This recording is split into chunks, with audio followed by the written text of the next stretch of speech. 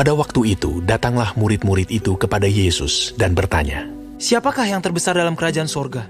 Maka Yesus memanggil seorang anak kecil dan menempatkannya di tengah-tengah mereka. Lalu berkata, Aku berkata kepadamu, sesungguhnya, jika kamu tidak bertobat dan menjadi seperti anak kecil ini, kamu tidak akan masuk ke dalam kerajaan surga. Sedangkan barang siapa merendahkan diri dan menjadi seperti anak kecil ini, dialah yang terbesar dalam kerajaan surga. Dan barang siapa menyambut seorang anak seperti ini dalam namaku, ia menyambut aku. Tetapi barang siapa menyesatkan salah satu dari anak-anak kecil ini yang percaya kepadaku, lebih baik baginya jika sebuah batu kilangan diikatkan pada lehernya, lalu ia ditenggelamkan ke dalam laut. Celakalah dunia dengan segala penyesatannya. Memang, penyesatan harus ada, tetapi celakalah orang yang mengadakannya. Jika tanganmu atau kakimu menyesatkan engkau, penggalah dan buanglah itu, karena lebih baik bagimu masuk ke dalam hidup dengan tangan kudung atau timpang, daripada dengan utuh kedua tangan dan kedua kakimu dicampakkan ke dalam api kekal. Dan jika matamu menyesatkan engkau, cungkilah dan buanglah itu, karena lebih baik bagimu masuk ke dalam hidup dengan bermata satu, daripada dicampakkan ke dalam api neraka dengan bermata dua.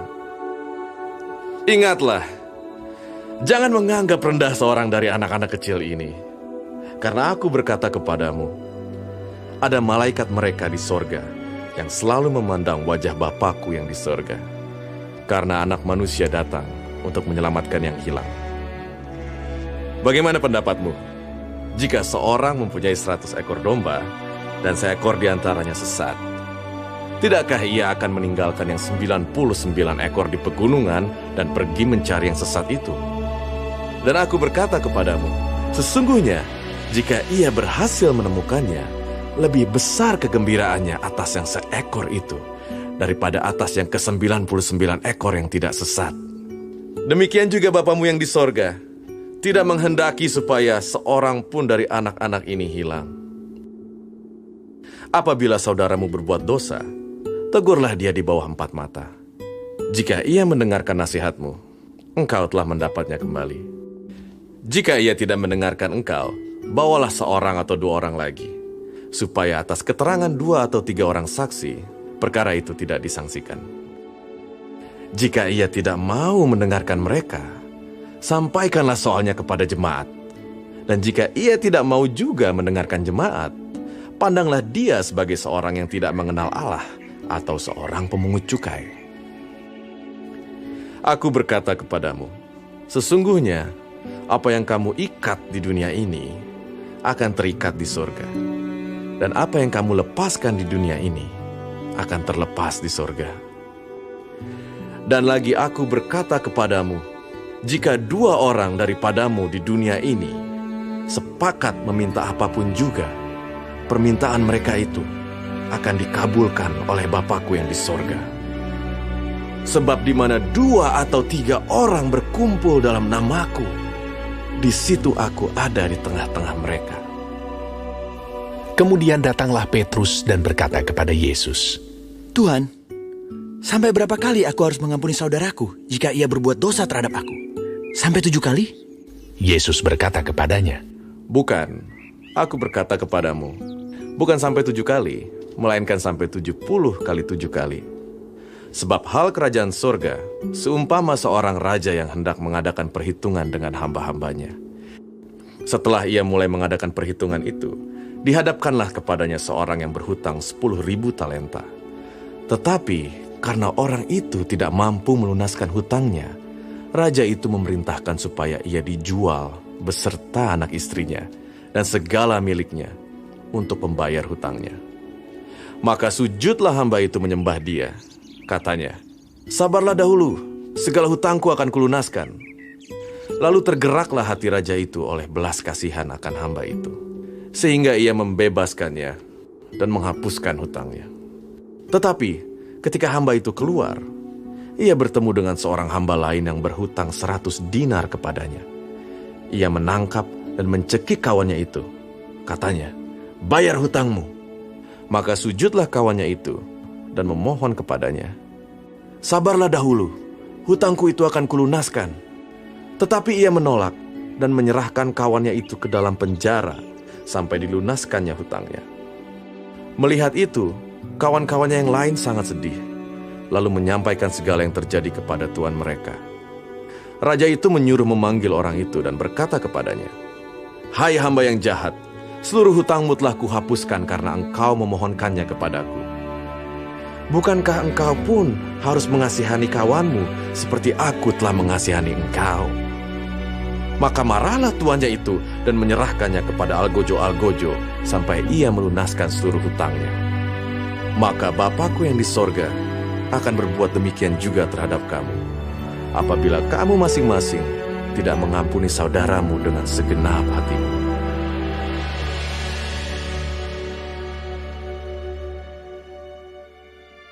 Setelah Yesus selesai dengan pengajarannya itu, berangkatlah ia dari Galilea dan tiba di daerah Yudea yang di seberang sungai Yordan. Orang banyak berbondong-bondong mengikuti dia, dan ia pun menyembuhkan mereka di sana. Maka datanglah orang-orang Farisi kepadanya untuk mencobai dia.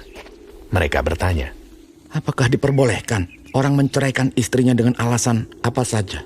Jawab Yesus, Tidakkah kamu baca bahwa Ia yang menciptakan manusia sejak semula menjadikan mereka laki-laki dan perempuan? Dan firman-Nya, sebab itu laki-laki akan meninggalkan ayah dan ibunya dan bersatu dengan istrinya, sehingga keduanya itu menjadi satu daging. Demikianlah mereka bukan lagi dua, melainkan satu. Karena itu, apa yang telah dipersatukan Allah tidak boleh diceraikan manusia. kata mereka kepadanya, Jika demikian, apakah sebabnya Musa memerintahkan untuk memberikan surat cerai jika orang menceraikan istrinya? kata Yesus kepada mereka, Karena ketegaran hatimu, Musa mengizinkan kamu menceraikan istrimu.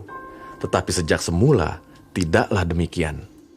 Tetapi aku berkata kepadamu, barang siapa menceraikan istrinya, kecuali karena zina, lalu kawin dengan perempuan lain, ia berbuat zina.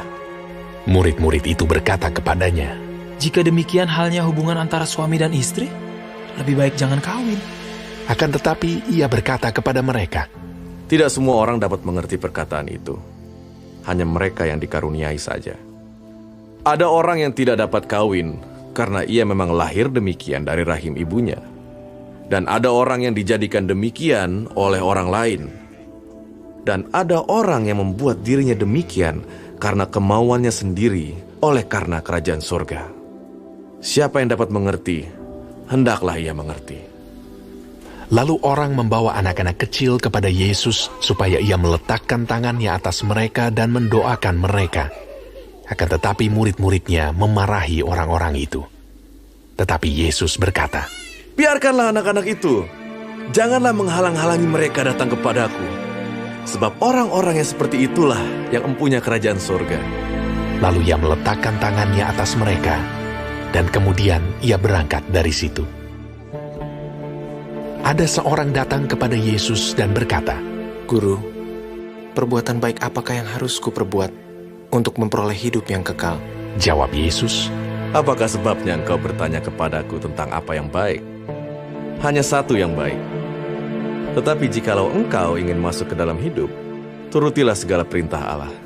kata orang itu kepadanya. Perintah yang mana? Kata Yesus, Jangan membunuh, jangan berzina, jangan mencuri, jangan mengucapkan saksi dusta. Hormatilah ayahmu dan ibumu, dan kasihilah sesamamu manusia seperti dirimu sendiri. kata orang muda itu kepadanya. Semuanya itu telah kuturuti. Apalagi yang masih kurang? Kata Yesus kepadanya, Jikalau engkau hendak sempurna, pergilah, jualah segala milikmu, dan berikanlah itu kepada orang-orang miskin. Maka engkau akan beroleh harta di surga. Kemudian datanglah kemari, dan ikutlah aku. ketika orang muda itu mendengar perkataan itu, pergilah ia dengan sedih, sebab banyak hartanya. Yesus berkata kepada murid-muridnya, Aku berkata kepadamu, sesungguhnya sukar sekali bagi seorang kaya untuk masuk ke dalam kerajaan surga.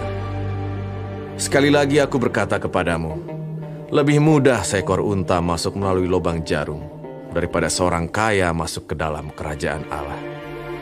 Ketika murid-murid mendengar itu, sangat gemparlah mereka dan berkata, Jika demikian, siapakah yang dapat diselamatkan?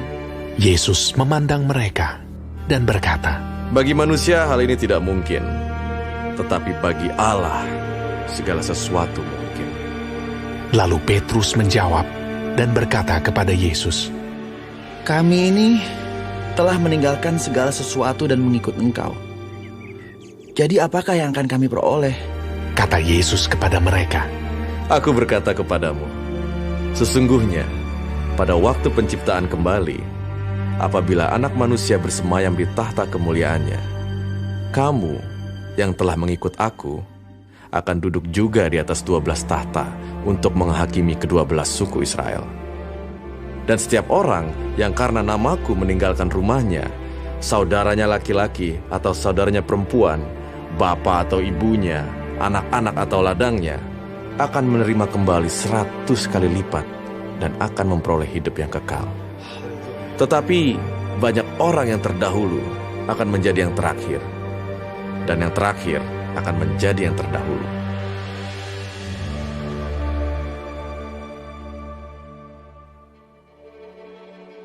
Adapun hal kerajaan sorga, sama seperti seorang tuan rumah yang pagi-pagi benar keluar mencari pekerja-pekerja untuk kebun anggurnya. Setelah ia sepakat dengan pekerja-pekerja itu mengenai upah sedinar sehari, ia menyuruh mereka ke kebun anggurnya. Kira-kira pukul 9 pagi ia keluar pula, dan dilihatnya ada lagi orang-orang lain menganggur di pasar. Katanya kepada mereka, Pergi jugalah kamu ke kebun anggurku, dan apa yang pantas akan kuberikan kepadamu. Dan mereka pun pergi. Kira-kira pukul 12 dan pukul 3 petang, ia keluar pula, dan melakukan sama seperti tadi. Kira-kira pukul 5 petang, ia keluar lagi, dan mendapati orang-orang lain pula. Lalu katanya kepada mereka, Mengapa kamu menganggur saja di sini sepanjang hari? Kata mereka kepadanya, Karena tidak ada orang mengupah kami. Katanya kepada mereka, Pergi jugalah kamu ke kebun anggurku. Ketika hari malam, tuan itu berkata kepada mandornya, Panggillah pekerja-pekerja itu dan bayarkan upah mereka, mulai dengan mereka yang masuk terakhir hingga mereka yang masuk terdahulu. Maka datanglah mereka yang mulai bekerja kira-kira pukul 5 dan mereka menerima masing-masing 1 dinar. Kemudian datanglah mereka yang masuk terdahulu. Sangkanya akan mendapat lebih banyak. Tetapi mereka pun menerima masing-masing 1 dinar juga. Ketika mereka menerimanya, mereka bersungut-sungut kepada tuan itu. Katanya, Mereka yang masuk terakhir ini hanya bekerja 1 jam, dan engkau menyamakan mereka dengan kami yang sehari suntuk bekerja berat dan menanggung panas terik matahari. Tetapi tuan itu menjawab seorang dari mereka, Saudara, aku tidak berlaku tidak adil terhadap engkau. Bukankah kita telah sepakat sedinar sehari? Ambillah bagianmu, dan pergilah. Aku mau memberikan kepada orang yang masuk terakhir ini, sama seperti kepadamu. Tidakkah aku bebas mempergunakan milikku menurut kehendak hatiku? Atau iri hatikah engkau, karena aku murah hati? Demikianlah orang yang terakhir akan menjadi yang terdahulu, dan yang terdahulu akan menjadi yang terakhir. Ketika Yesus akan pergi ke Yerusalem, ia memanggil ke-12 muridnya tersendiri dan berkata kepada mereka di tengah jalan, Sekarang kita pergi ke Yerusalem, dan anak manusia akan diserahkan kepada imam-imam kepala dan ahli-ahli Taurat, dan mereka akan menjatuhi dia hukuman mati. Dan mereka akan menyerahkan dia kepada bangsa-bangsa yang tidak mengenal Allah, supaya ia diolok-olokkan, disesah, dan disalibkan. Dan pada hari ketiga, ia akan dibangkitkan. Maka datanglah ibu anak-anak Zebedeus serta anak-anaknya itu kepada Yesus, lalu sujud di hadapannya untuk meminta sesuatu kepadanya. Kata Yesus, Apa yang kau kehendaki? Jawabnya, Berilah perintah, supaya kedua anakku ini boleh duduk kelak di dalam kerajaan-Mu, yang seorang di sebelah kanan-Mu, dan yang seorang lagi di sebelah kiri-Mu. Tetapi Yesus menjawab, katanya, Kamu tidak tahu apa yang kamu minta. Dapatkah kamu meminum cawan yang harus kuminum?" Kata mereka kepadanya. Kami dapat. Yesus berkata kepada mereka, "Cawanku memang akan kamu minum. Tetapi hal duduk di sebelah kananku atau di sebelah kiriku, aku tidak berhak memberikannya. Itu akan diberikan kepada orang-orang bagi siapa Bapakku telah menyediakannya." Mendengar itu, marahlah ke-10 murid yang lain kepada kedua saudara itu. Tetapi Yesus memanggil mereka, lalu berkata, "Kamu tahu bahwa pemerintah-pemerintah bangsa-bangsa memerintah rakyatnya dengan tangan besi, dan pembesar-pembesar menjalankan kuasanya dengan keras atas mereka. Tidaklah demikian di antara kamu. Barang siapa ingin menjadi besar di antara kamu, hendaklah ia menjadi pelayanmu. Dan barang siapa ingin menjadi terkemuka di antara kamu, hendaklah ia menjadi hambamu.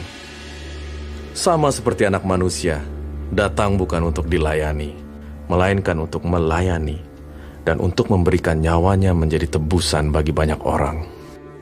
Dan ketika Yesus dan murid-muridnya keluar dari Yeriko, orang banyak berbondong-bondong mengikuti dia. Ada 2 orang buta yang duduk di pinggir jalan mendengar bahwa Yesus lewat, lalu mereka berseru, "Tuhan, Anak Daud, kasihanilah kami." Tetapi orang banyak itu menegur mereka supaya mereka diam. Namun mereka makin keras berseru, katanya, "Tuhan, Anak Daud, kasihanilah kami." Lalu Yesus berhenti dan memanggil mereka. Ia berkata, "Apa yang kamu kehendaki supaya aku perbuat bagimu?" Jawab mereka, "Tuhan, supaya mata kami dapat melihat." maka tergeraklah hati Yesus oleh belas kasihan, lalu ia menjamah mata mereka. Dan seketika itu juga mereka melihat, lalu mengikuti dia.